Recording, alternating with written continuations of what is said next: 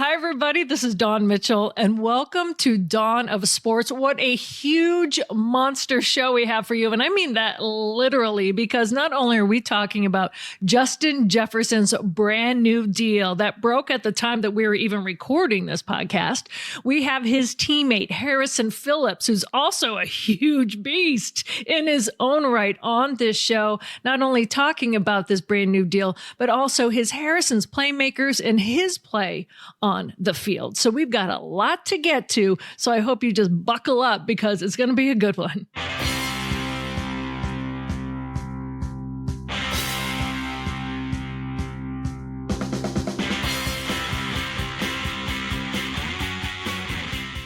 Yes, welcome back to the Dawn of Sports. We have a lot of interesting conversations ahead, including Dawn's interview with Harrison Phillips from the Vikings.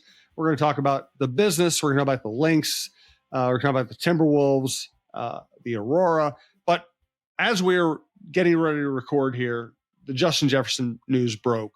So I wanted to talk to Dawn. Dawn, of course, covers the Vikings extensively for Fox 9. I do for the Star Tribune.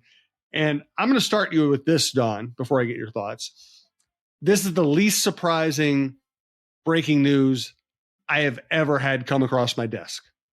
I mean, they were never not going to sign Justin Jefferson to this deal, despite all the stupid rumors we had to put up with around the draft. They were never not going to sign Justin Jefferson.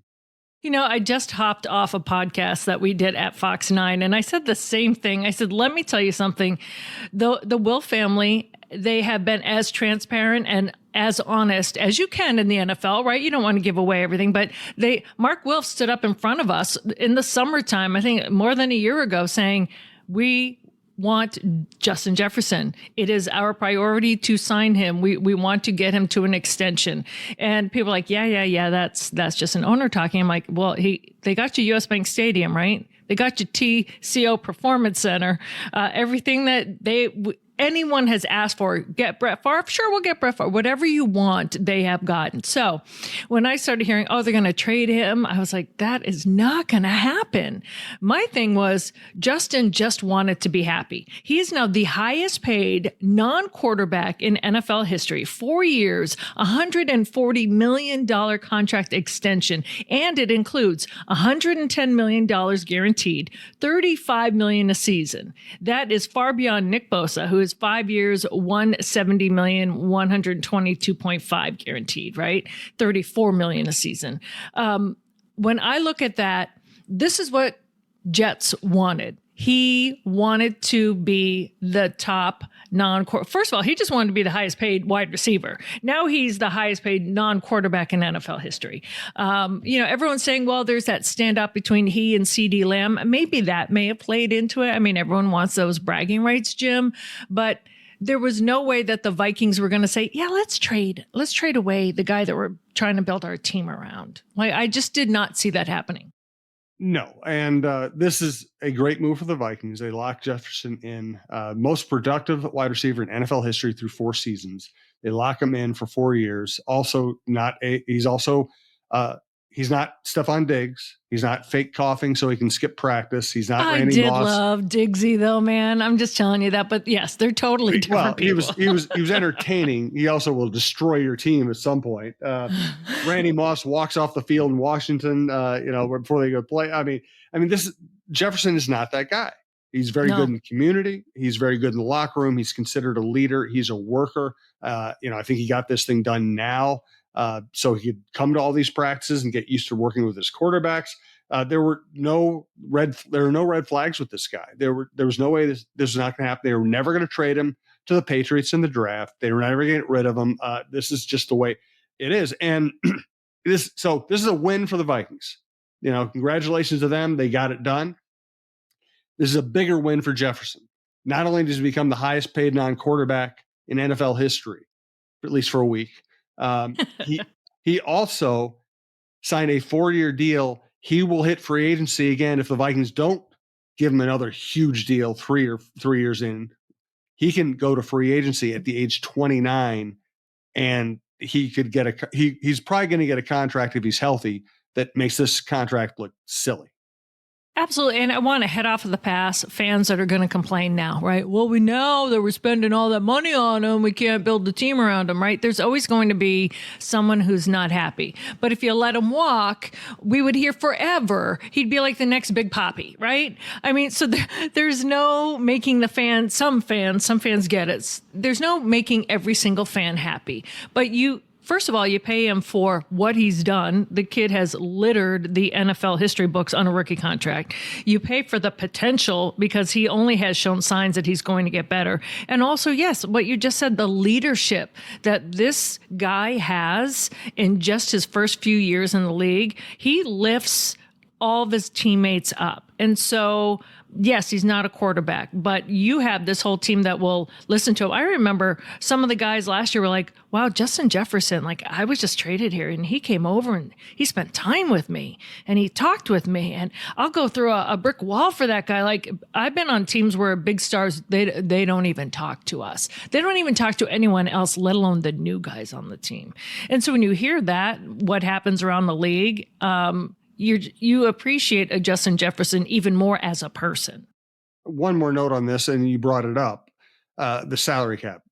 NFL fans spend way too much time worrying about the salary cap. The Kansas City Chiefs gave Patrick Mahomes $500 million. They also re-signed Jones. They also re-signed Kelsey, and they've won 2 Super Bowls. If you have a good capologist, and the Vikings do, and Rob Brzezinski, I want him to do my taxes. Yeah, there's always a way. Okay, it's kind of funny money. It's not real. Okay, you can say, "Oh my God, we're taking an $85 million cap it." Well, you're still going to field a team, and you're going to field a competitive team if you have good personnel people. People worry about that stuff way too much. This is not going to keep them from winning. Finding the right quarterback is going to be the challenge. Not this contract. If they don't win, it won't be because of this contract. Right. And you bring up a good point. So Justin Jefferson, from our knowledge that we know, has not thrown a football to caught a football from either Sam Darnold or JJ McCarthy that we know of, right? Maybe they snuck someone down somewhere at some point. They got to know each other. But you know that the Vikings must have had conversations with Justin about who they bring in. At the end of last year, and if you remember, and I forget what podcast it was, Justin was talking about how it kind of came out that he wanted a veteran. He didn't want a rookie.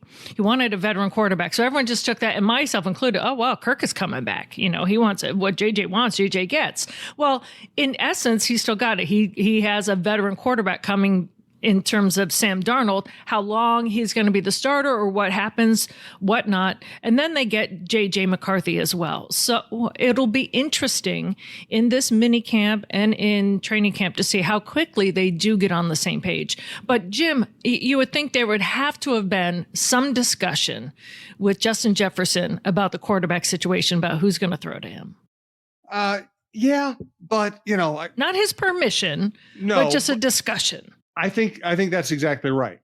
In modern management, modern sports management, they want their stars to feel like they're part of the deal.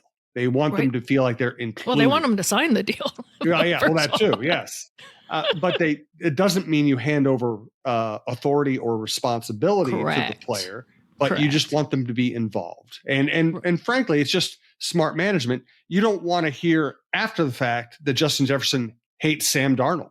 You want to make sure you got to check the boxes. You got to do your due diligence. So they didn't let Justin Jefferson dictate what they did at the quarterback position, but I'm sure they included him in the conversation. Well, and especially where this new regime say they base themselves on communication, and I'm not saying it's like the defense, where Brian Flores says, hey, I'll listen to them, sometimes incorporate what they say. I'm not saying that, but if their whole foundation of being different in this regime is about communication and inclusion and having the players have a say and stuff, you'd have to think that there were conversations with Justin Jefferson about the quarterback position. And again, yes, not permission, not like, well, who do you want? Or this is what we're going to get, but kind of like, hey, what are your thoughts? Sam Darnold, that kind of thing. And who knows? Maybe at some point they have met. Maybe they have had a little sesh that was under the radar. I don't know, but it'll be really nice to get this circus out of the way, rather than this is just purely selfish on my part, rather than the daily speculation of when are they going to sign him? Oh, look at him. He's coming with a smile. He's shown up and he's doing his thing. Are the Vikings going to get this done? It's done. I don't know when the ink is going on the paper or if it already has, but, they agreed to terms. They're signing him. He's the highest paid non-quarterback in NFL history, and he gets his due for everything he has done for this team. And now, they can get to work. It's about the game now. No doubt about it. And by the way, Jeff Diamond does a show on this network, former Vikings general manager. Jeff Diamond's Vikings and NFL Insider. He basically predicted $35 million a year, 4 or 5 years. He's been way ahead of the curve on so many Vikings stories. We also have the Viking Update show with myself and John Krasinski. And of course, Dawn and I will talk about the Vikings a lot this year. We talk about men's sports, women's sports, the business, and we will hit the Vikings hard, but we will also always include women's sports as well. Well, Timberwolves season was over. I've thought it was an absolute blast. I don't say that about every team or every season, even with some winning teams, that this team was a blast. We're now on to the Minnesota Twins, who are playing very well and just got Royce Lewis back. I went to the Minnesota Lynx game on Sunday night. That is probably the most surprising good team in the WNBA. Well, of course, we'll talk about the Minnesota Aurora. So let's get to it all here on Dawn of Sports, starring Dawn Mitchell from Fox 9. Brandon Morton's our producer. I'm Jim Souhan from the Star Tribune. We're coming to you from the Aquarius Home Services studio. And we want to thank Rudy Luther Toyota and Beta Bay Boat Club. Best way to listen to this show or any of our many shows at talknorth.com. Please subscribe to your favorite podcast app. It's free. It's the easiest way to listen, and we do appreciate it. Dawn, how are you? I'm doing great. I think I have a little bit of a Timberwolves hangover, though. Oh, me too. I can't shake it off yet. I can't. I have to get into summer mode. Well, you get into that, and especially when you're like traveling with the team and covering the games on a daily, and then you're going to the practices and the shoot arounds and all the interview sessions. I mean, it becomes your life, and it reminded me back in the day when I was a Viking or a Twins beat writer, and you're there with the team every minute of every day. And it's fun, and it's kind of cool to be getting to know people and getting to be familiar with them. But you can't do anything else with your life. It absolutely upends the rest of your life. That's all you really do. Right. That's why I want to give a shout out, Pierre Nugent. So what we do at Fox 9 is, of course, we all four of us, we cover all the teams. But in order to really cover the teams, we have mini beats. And that's Pierre is with the Timberwolves. And I am telling you, he did a phenomenal job because Pierre would be there when they weren't winning. And I'm anchoring on a Friday night, and he would be there and cover the game and, talk to Rudy when no one else was there. It was like crickets in the arena. So the fact that he did such a great job for us. But it was just fun for me too, because we had all these specials, and now we have the Fox local app where we have like hours of streaming shows. So you just really kind of get into the groove. It was really nice to be immersed in basketball, because I love basketball. So to kind of go along for the ride that way, and to see you, Jim, because you were getting on a plane, getting up, doing your podcast, coming back, flying out. So kudos to you guys, because that's a long, long, fun stretch. But still, you kind of have to get your life back in a way. Yeah. I don't mind getting my life. I mean, I would have enjoyed covering the Wolves all the way through if that's what happened. But when it ended, I was like, okay, I'll start my summer now. Hit the restart button in a different way. And this show, we talk about women's sports, we talk about men's sports, we talk about all journalism, all kinds of other stuff. This is also a show where we can kind of go off and onto some tangents. And one thing I realize every time, like my band played at a big gig on Saturday, like an outdoor festival. Yeah, I'm sorry I missed it. No. You don't have to come to all our gigs. I think you're going to be one of our downtown gig people. I like that. I'm the downtown girl. Is that like an uptown girl, but just you're kind reversed? You're going to be like, you're going to come to the Lynx shows. Maybe you'll come to the basement bar, stuff like that. I think that, but you can come to any of them, but don't feel like you need to come to all of them. We have a lot of gigs this summer.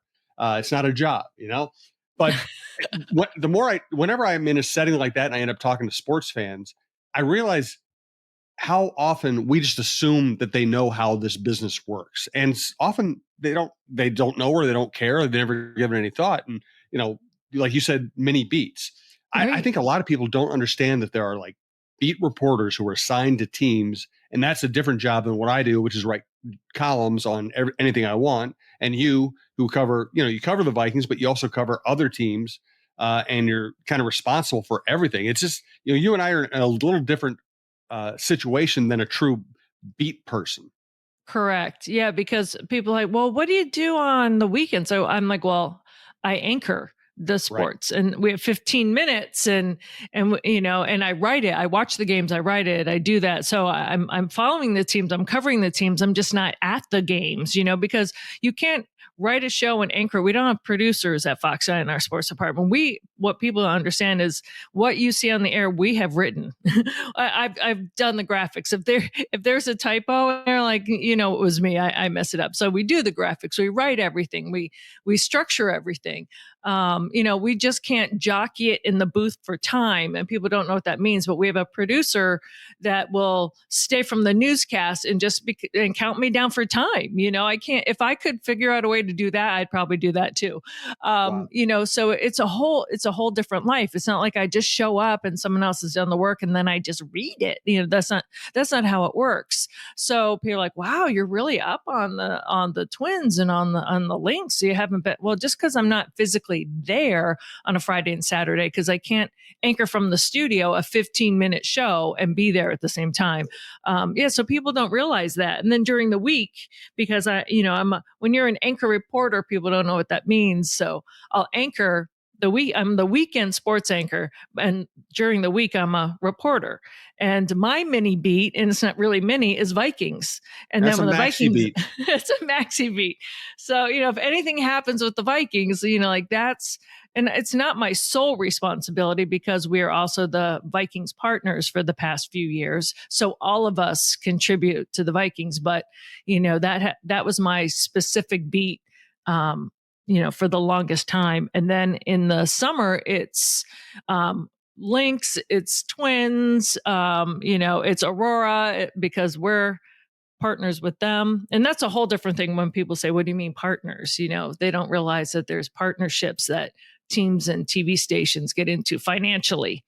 That means you have to provide pregame shows and postgame shows and halftime stuff. So yeah, it gets to be a lot, but people are like, wow, oh, I didn't know that. And I said, well, I don't know anything about, stocks and bonds. So I wouldn't imagine you to know the inner workings of it. But, one guy said, I do your job and my job every day. Not quite. Yeah, no, watching Just the because game you're on a TV sports is, fan doesn't mean yeah, you're doing it. yeah. I had this conversation with Tori Hunter once. She was like, people would tell him, you're just playing a game. You're not really, it's not really a job. He said, if you can get fired, it's a job. Yeah, that's true. That's the perfect definition. If you can get fired from it, it's a job. Oh, I love that. Yes. Tori also said a long time ago, and I always remember this too, but he was on the, like a hitting streak, and I wanted to talk to him, but we didn't have to talk about the streak, but he was my one-on-one interview. And I said, hey, Tori, are we still on to talk today? He's like, yeah, why wouldn't we be? And I said, well, because of, he goes, oh, because my hitting streak? And I looked at him, I go, I wasn't going to say anything. And he goes, Dawn, there are no jinxes, only blessings. And I was like, oh, okay. That's pretty good. Refreshing. I actually don't believe in jinxes. So it's another way I agree with Tori Hunter. So I like that. If you can be fired, it's a job. It's a job. That's exactly right. And by the way, one last media thing here before we get to actual sports. Pierre did a great job during the run, and this is a real. I hope Minnesotans understand they got great Timberwolves coverage this year. Yes. Obviously people like Pierre are there a lot and know the team. The beat writers are really good. I have John Krasinski on this podcast. Fantastic. He does a great job. We had the governor on last week on that show. And Chris Hine from my paper is fantastic. Oh, I love the Star Chris. Tribune rolled out 1 million people to help cover the team. You got to read Chip and Royce as well as myself writing columns and Lavelle. And then, and then there are independent journalists who cover the team like Dane Moore, who do a great job on their own. Jace Frederick does a great job for this. So this is it goes on and on, doesn't it? Yeah, like you're saying these names, I'm like, yes. as you're going to find. So I hope people appreciated that, not just the coverage from Talk North, not just the coverage from Star Tribune, but that there are a lot of good people who are working their butts off to give you good stuff on that team. And that team was worthy of it. It's so worthy. And you know what? Some people, they don't realize it's really hard sometimes if you're a writer to just turn around and quickly and be thrown on TV. You know how that is. They're different beasts. And a shout out to Chris and to John Krasinski. Chris Hine and John came on our pregame shows and our specials, because we did a lot of coverage, and they were fantastic. I just love it. And I know that now, over the past, I would say 10 years or so, because of like ESPNs and different places, we now see a lot of the beat writers and the writers be put on TV, but sometimes it's not always a natural thing. And I just want to give a shout out. I have not run into anyone in the Twin Cities market that you can't just put on a podcast or a television show. It doesn't matter if the cameras come on. They're not like, Cindy Brady, where they get, smooth. They add so much. It was a joy for me to really kind of dive in that way into basketball again. And by the way, the key to being on TV or a podcast or radio is making it sound easier than it is. And it's not as easy as the good ones make it sound, because when I started doing radio, when I started doing TV hits as a beat writer in my younger life, I was terrible. I was terrified. I didn't know what to do. I was too self-conscious. I was nervous, and it took me repetitions to get to a point where it was comfortable. And now I don't even think twice about it. But it's not as easy as the people who are good at it make it look. I wouldn't imagine you to be nervous. That's interesting to me. I honestly, I used to be afraid of everything, including I used to be afraid of heights. I used to be afraid of speaking. In high school, I couldn't get up in front of the class and read like a report. I couldn't do it. Really? I absolutely couldn't do it. Somewhere in college, I kind of just broke down all those phobias and got over it all. But even then, again, until the first few times I did TV or radio, I was so nervous I couldn't function. And it just took me time to get over that. Oh, wow. Well, did you do something? Like, what did you just said, hey, finally, I just got mad at myself. Do it? Yeah. Huh. I just kind of got mad at, I got tired of I got tired of not being able to do it well, and to do it well, you have to get over that stuff. So I just kind of yelled at myself until I got over it. I am, believe it or not, I was, my mom would say you were shy, but not quiet, So like I was never quiet, and sometimes I still can be shy. I'm definitely what they call an ambivert. I'm not like extroverted, have to talk all the time, but I'm not introverted. So it depends. I'm kind of an ambivert, but I used to be afraid to order pizza. Like, even to call up on the phone and order pizza. If I had to go into a pizza shop and order it myself in person, fine. But to call on the phone, so I think of a lot of young kids now because they're afraid to use the phone, right? They text. Yeah. But I was like, even if you took texting away, I couldn't do it. So my parents. Fast forward to, now I'm in Boston. I graduated BC. You have to be your own, especially as a young woman, you have to be your own champion, and I'm getting into the sports world. Good Lord. And so I remember there was a restaurant in the North End called the European. It was in the North End of Boston. And it was like this famous it was like the oldest Italian restaurant in Boston at the time. And I took my parents there, and my mom and I together, if we couldn't find something at a store, we would not ask anyone. We would just like walk around and maybe we'd find it. My dad was like Brooklyn, bull in the china shop, where are the bras? We're like embarrassed, that kind of stuff. Right. I'm like, no, please just don't have dad ask. So here we are at the restaurant, and, we get in there and they sit us at like the worst table, like by the door. We're everyone's coming and going, and we're getting elbowed by the waitresses. And finally I said, hold on. And I could tell my mom didn't like it, but she wouldn't say anything. So I went up and I said, hey, excuse me, is there another table we can have? They're like, oh yeah, we just thought you wanted first available. And they moved us. My parents are looking at me like, who is this child? She spoke up. She what?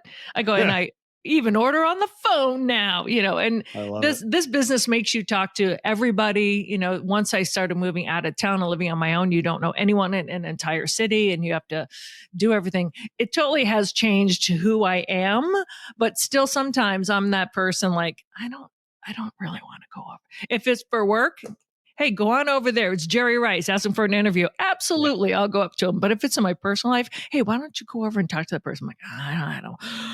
Okay. It still takes a second. It still takes a second. Yeah, I'm exactly the same way. Hey, today's guest, Harrison Phillips. Dawn did a great job lining him up. Dawn's conversation with him is coming up. We talk about women's sports, but we also talk about men's sports. We will do a lot of Vikings this year. We did a lot of Timberwolves during that run, but we do try to at least bring women's sports onto the same level playing field as the men's sports. And I was at the Lynx game last night, and so that, I pointed it out. I don't know how many people are really aware of it. There were 10 games under 500 combined the last 2 regular seasons. This has not been going well. Aerial Powers didn't work out. Natalie Chunwa didn't work out. They missed out on some free agents they really wanted to get. And this team is 6-2 and right at the top of every important statistic in basketball. And they didn't really bring in any stars. It's fascinating. Collier's great. Caleb McBride's playing really well. But this is not a roster that blows you away, but the way they're playing is fantastic. And even with their rookie draft pick, where a lot of people are scratching their head when they passed basically on getting Angel Reese, and they got Alyssa Peely, and Peely this weekend, not this past game on Sunday, but Friday, she dumped in 20 points. Yep. So it's one of those like, oh, are we starting to see what Cheryl saw? I love it when she polishes a gem. And sometimes, you have to go through rough years because you're not getting the draft picks. If you, after years of winning, you've got to start rebuilding and retooling. And sometimes it takes a couple of years. But, when you go, oh my goodness, they're 6-2. They beat Dallas. They're third. They're in third place. Like, wow. It may, I've been following them, but we've been in Timberwolves. We've been in, for me, I've been in Vikings OTAs and all the stuff, but I've been keeping an eye on the Lynx. And I was like, oh my goodness, especially Friday night and then Sunday, I was like, oh my goodness, I need to even dig in deeper on this team. You said something in your article that I really loved, and I wrote it down this morning because, I wake up and I read all the stories usually. It doesn't matter if it's an off day. And it says, winning the off season is such a difference from winning this season. And Jim, that was really powerful because people are like, who'd they get? What? They don't get these splashy names, but they have a lot of international players that I think are going to be fantastic. Yeah, I think it's very promising, and it's a fun brand of basketball too. They really move the ball, they play together, so I think they're going to be a lot of fun. Moving on to the Minnesota Aurora, we always give you at least a Minnesota Aurora moment. They are now 2-0-1. I don't know about this tying stuff. I mean, we just expect just domination all the time. Yeah. Well, is this their second tie, I think, this season? Oh, the second tie? Okay. Yeah, I believe it's their second tie. I might have gotten the record wrong. Yeah, I believe it's their second. But it's, that's what you get. I'm surprised that there wasn't more in the first 2 years, to be honest with you, because in soccer, there's so many draws, right? They've been so good. It's almost weird when they only tie, I know. But you know what? This is the way I'm looking at it. Yeah, you can be dominant. They started their very first season. They had a tie, and then they've won every single rest. Excuse me, the regular season. But they didn't win the championship game. So this is the way my brain goes. They can tie all they want, just don't lose and win the championship game this year. Yeah, that's kind of how I think. Yeah, and I need to get out there. Timberwolves took me out of the loop for a little bit. Now I have all kinds of other things going on, but I definitely need to catch up with the Aurora. Have you been to a game yet? I haven't, but I've had the chance to. I did some media training with the team. So I got to know a lot of the young women, and both Ahmad Hicks and I sat down, and we're doing 4 stories each. So every home game that is on Fox 9 Plus, we do, we're having a halftime intermission feature, which when I was a kid growing up, that's what I loved about the Bruins. Like I got into this business because of the intermission features. So I love that for soccer as well. So my upcoming intermission feature for Thursday's game, I believe, is goalkeeper Taylor Kane. And she's got a really cool story because she is from Santa Barbara, California, but played in Iowa. And so you know what Iowa had with Caitlin Clark, so to be a female athlete in Iowa this past year, and plus their soccer team were the Big Ten champions. But in addition, her family relocates for the entire summer. They leave and then they come here. They rent a house. They're on Lake Minnetonka. They stay here the entire summer, and they're basically the home base for a lot of the. They'll have the girls over for homemade meals and a boat ride on the lake. And what people may not realize is, these women are young. A lot of them are just in college, and so they're living in dorms when they come here. They're not from here. A lot of them are international this year. So we have a player from France, New Zealand, I believe, Italy. So they're from all over, and they're living in dorms. So to have a home cooked meal at the Canes house. So I love that I get to dig in a little deeper and get to know who these young women are. So I'm looking forward to getting out to I believe Thursday is their next home game. So yes, looking forward to that. Beautiful. All right. Great stuff. Next week, we'll talk more about the Twins who are hanging in there. They're having a good season, but for some reason, the Guardians are playing way over their heads right now. It'll be interesting to see if they can chase them down.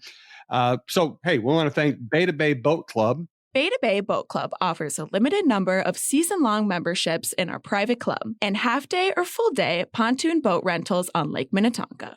Members have the opportunity to play on luxurious pontoon boats as well as a variety of well-appointed deck boats, speedboats, and offshore boats. Our daily pontoon boats are deluxe, custom-built boats with many amenities and comfortable seating for up to 14 people. Beta Bay Boat Club, Country Club Boating, 24 years in business, and voted Minnesota's best 3 years in a row. Please visit us at betabayboatclub.com for more information. We look forward to welcoming you this summer. And we'll give a big thanks to Rudy Luther Toyota. They've been supporting these podcasts and women's sports for so long. Ready for a women-forward car dealership? Rudy Luther Toyota empowers their many women on staff in sales, management, and service. Whether you are looking for a new Toyota or pre-owned vehicle, Rudy Luther Toyota has something for everyone. Every vehicle comes with a Luther Advantage. 10 cents off fuel and car wash discounts at holiday stations, Luther Advantage warranty, and 5-day return policy on pre-owned vehicles. Located just 5 minutes west of downtown Minneapolis, off 394 and General Mills Boulevard. And they're also hiring. Want to join the team but don't know where to start? Visit rudyluthertoyota.com today. And again, we're coming to you from the Aquarius Home Services studio. And Dawn, you want to set up your chat with Harrison? Oh, I would love it. Everyone knows Harrison Phillips when he hits the football field, but there's so much that he also does away from the field. And he went rushing in to help people in his native Nebraska when they went through those tornadoes. He is constantly helping young families here also in Minnesota. And he is a badass on the football field. So I'm really looking forward to this conversation with Horrible Harry, who's not so horrible, you guys. He's amazing. I think he needs a new nickname, but you got to be intimidated on the football field. So Harrison Phillips is coming up. Well, welcome back, everyone, to Dawn of Sports. This is Dawn, of course, and I'm really excited to bring my next guest for you. A 7-year NFL veteran, third going into for the Vikings. 4 years previous, before coming to Minnesota, was with the Buffalo Bills. He's coming off his best year in the NFL. 82 tackles, 34 solo, 48 assists, 2 plays defended, 3 big sacks. We, of course, are welcoming in Vikings defensive tackle Harrison Phillips. Harrison, thanks for joining the show today. How are you? I'm doing pretty good. Thank you for having me on. When you look at your numbers coming in, and you're coming off your best year yet as a 7-year vet, that's awesome for you. Are you feeling the best that you have in your career coming on? Yeah, I really am. I mean, it was really cool last year. You don't really know when you're in the thick of it. I'm not a huge stat guy, but then when the season finished and my agents reached out and said, Harrison, 92 tackles is no joke. And they went back and found out that no nose guard had registered 92 tackles in 25 years in the National Football League. And obviously this is a sack-driven league.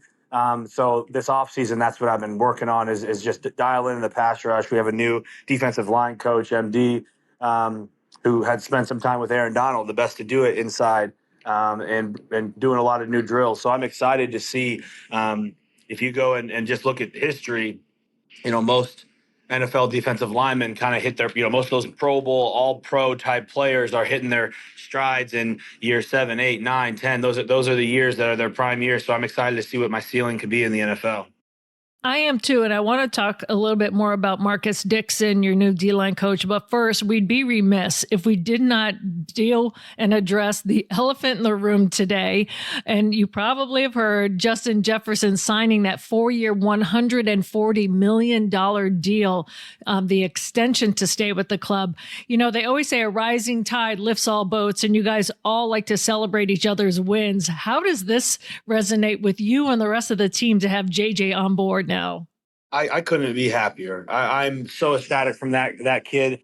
I mean, when I got here, I've been around a lot of great players in my career and a lot of, I would say a handful of generational talent type people. And Justin stands out amongst all of them. I mean, he's so humble. He's so diligent and dedicated to his craft. I saw him today. I'm in the facility right now. He was in here with a giant smile. He saw me first, called me out. Harrison, man, how you doing? I go over, give him a hug, and congratulate him. And all he says is, "Oh, we're just getting started. Now the work starts." And I mean, that is a hell of an answer of someone who just signed a contract like that. Some guys might want to let off the gas, and he's trying to find the NOS button. You know what I really love too? There's a couple of guys that were free agents the past couple of years that have pulled me aside and said, what he does, no other superstar does. At least not that we've dealt with. And I said, well, what do you mean? He said, he came over to me. I'm a new guy. I just got here. He put his arm around me and he's chatting me up and he's talking with me and he's like inviting me and doing all this stuff and giving me encouraging words. And he said, the other teams I've been on, first of all, sometimes the vets don't. Second of all, a superstar like Justin Jefferson, no, they don't do that. That speaks to what kind of person he is, doesn't it? Yeah. One of the all-time best, and they should already start ordering his bust for Canton. I mean, he's that type of player and he's that type of person. So couldn't be happier for him.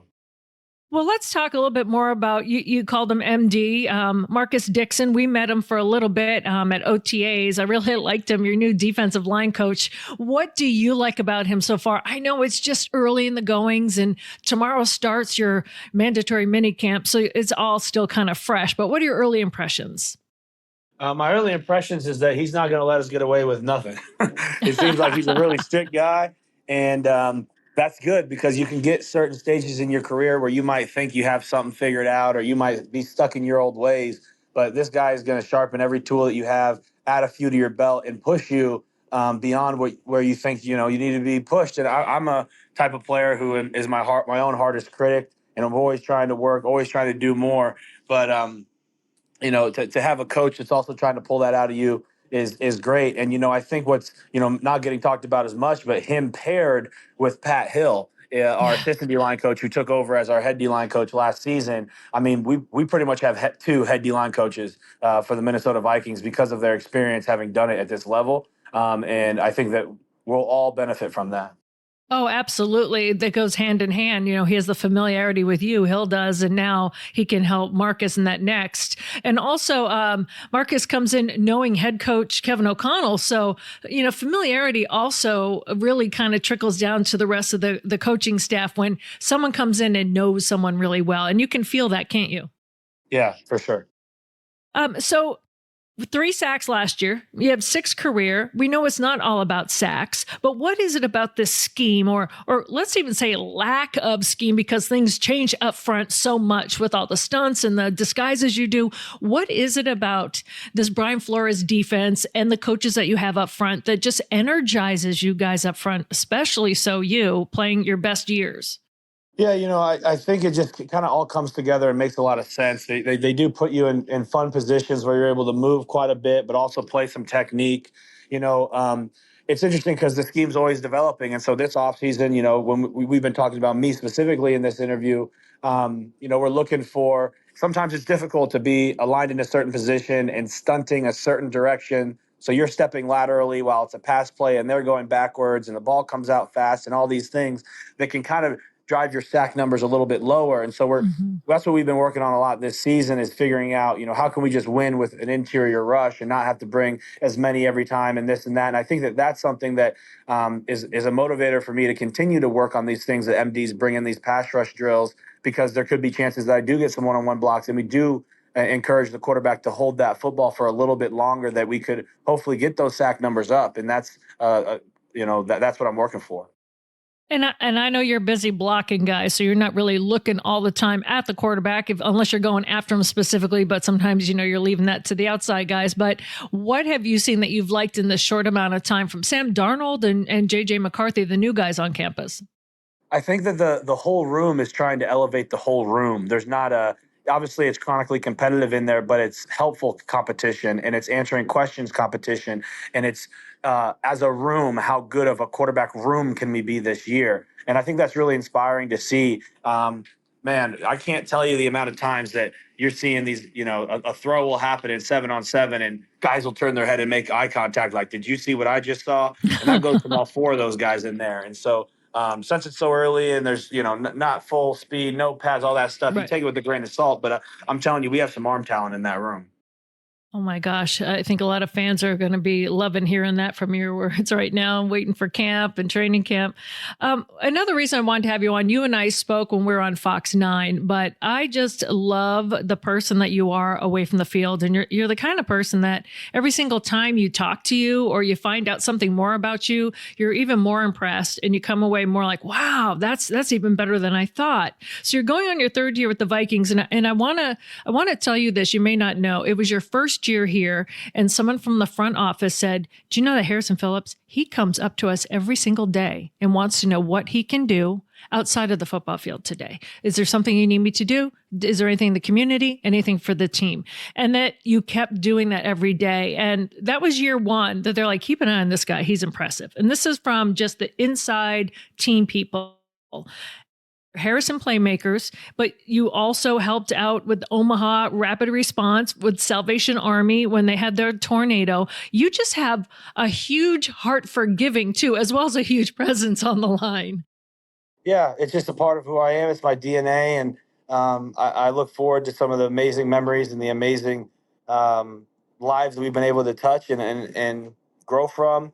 I feel like it's my duty. It's my calling with the platform that I have. And the more success that I'm able to gain on the field, the easier it is to reach and touch another life. And so it's another motivator for me. And, just trying to have it that the day that I meet my maker, he sees more of a reflection of himself. Well, it also speaks volumes that your Harrison playmakers, now you've got different chapters. Sometimes when someone leaves a team, their foundation kind of comes with them to the next. But your Buffalo is still going strong. Minnesota is going strong. What do you love most about what you have built? When we talked, you're the chef, bottle washer, cook, everything when it comes to this foundation, which is pretty impressive. People don't know that. Yeah, I mean, I think I'm very impressed with just the volume of work that we do, the amount of events that we do, the amount of lives that we touch. 2 weeks ago, I had my camp here in Minnesota, 450 people at TCO Stadium. This last weekend, I just got back from Western New York, where I put on a camp with over 550 people. Next week, I'm going to Omaha to my high school to put on my event there. And it's just rapidly growing, and it started with individuals with Down syndrome and autism, and now we have individuals with spina bifida, we have visually impaired, we have deaf, hard of hearing. We have a lot of different Harrison's playmakers, and so that's just allowed me to continue to grow, allow us to get more pups that come in.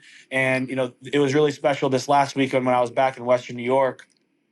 Because I know that we have some hard of hearing and nonverbal folks that are Harrison's playmakers. I've been teaching myself sign language through a class online in San Francisco, and was able to communicate with one of my playmakers I've never got to communicate with before because of the hard of hearing. And so just constantly trying to evolve myself as a better, well-rounded human so that I can touch as many lives as I can, and just use my platform for good. How did that make you feel when you could communicate and use the sign language that you're learning? Oh, it was really special. And I realized when Lila's nurse when she started to get watery eyes, and then some of the family members around that were with their kids came over. Some guys started taking pictures and videos just to see how special that moment was. And I know in Omaha, I have a handful of folks that I should be able to communicate with better too. So it meant a lot. I think I kind of shocked Lila when I started to say, "Hey, I understand you. You know, my name is Harrison and I play football. You know, who's this that's with you? What was your favorite part of today? Are you having fun?" Just small. I'm only on like lesson 7 or 8, so I'll give you some slack here, but I'm working. Hey, if you can spell out the words and then some of the actions of the words, you know, you can piece it together. It's the effort showing that you find that child and that person worthy of communicating in their way. That means so much to them. 100%. 100%. And I also want to give you kudos, a big shout out for the Walter Payton Man of the Year nominee for the Vikings. And I loved your jacket. And for those of you who are listening and you don't know, inside Harrison's jacket, you had all of the names. You said you have 1,400 reasons to be standing on that platform. Can you tell us about that and why you wanted that on the inside of your jacket and who those names were? Yeah, so King Rose Clothers out here in the Twin Cities has been doing some really great work for me in my suit game, and so I told them I came with an idea. I've been pretty solid at reflecting and deflecting some of the attention that my foundation has brought on me and bringing it to the others. But hey, you're at the NFL honors on stage in front of all these people. Like, it's kind of hard. The eyes are on you. And I said, well, what's some way that I can get them back on the kids that I want and the young adults that I work with? And so we got a list of some of our playmakers who have come to the most events in my 3 cities. And on the inside of the jacket, you know, based on color, from green for Omaha, my high school colors, purple for Minnesota, and blue for the New York friends, we put names of my playmakers so that they knew that, you know, this nomination, this recognition, this award is not for me, it's for you. Oh, that is amazing. I didn't even know it was the King brothers that did that. I love them. Yeah, They're good dudes. Awesome. Oh my gosh, they're great. I can't pub them enough. And to be able to have a suit fit me as broad as my shoulders are and stuff like that, they do a really great job. Oh, they do. They do. Well, is there anything going into your 3rd year here with the Vikings that you would like to share with any of the listeners and the fans there that they may not know about you, that, you know, you'd really want someone to know? Shoot. That's tough. I just got a list of questions. Come on now. I would have been more prepared. But no, you know, I'm an open book. You know, I would say to anybody, if you see me out, come up and say hello. Like, I love that. I love fandom, and I understand that I can't do what I do and earn what I earn without you guys supporting us and appreciating us. You know, I'm a firm believer in grit. I'm a firm believer in hard work. I'm a believer in the American dream. And if you reach for the stars, you only get the clouds. You're still higher than everybody else. And so I've seen a lot of that resembled here in the Twin Cities from the people that I've met. And so I don't know. I mean, that's kind of who I am. And I hope that I can go out and play a great season this year to earn another contract to come back here to Minnesota. Well, I can tell you, I follow you on Instagram. I think you do Pilates. You never cease to amaze me. Is that what you were doing with your wife the other day? Was that like a reformer on there? Oh my goodness. Like, you're willing to try anything, aren't you? Whatever it takes to get the body right. I got some great people over at Flex Wellness that, you know, if it's body work, if it's Pilates, IVs, chiropractic, whatever we got to do to make sure I can be my best version for the Minnesota Vikings, I'll do. Well, you are definitely a joy, first of all, to talk to. I love that you're learning sign language. Maybe I'll sign at you the next time. I have to kind of get mine up to speed a little bit, but I got the alphabet down and some words. And a good friend of mine, he's a big advocate. Maybe I should connect you for the deaf community here in Minnesota. But everything that you do, whether it's on the field or off the field, you are larger than life. But I have to tell you, it seems your heart is even bigger. So if we could clone you, that's what we would do, Harrison Phillips. Yeah. We would clone you and have a whole D line and, you know, maybe a whole army of Harrison Phillips. So yeah, I appreciate we'd you. Be able to, that'd be nice to have somebody take a few snaps off. That'd be fun. Oh man! Any way we can help. Right? Yeah. Well, I appreciate you having me on. Thank you so much, and God bless everybody. Yeah. Thank you so much, and have a great season.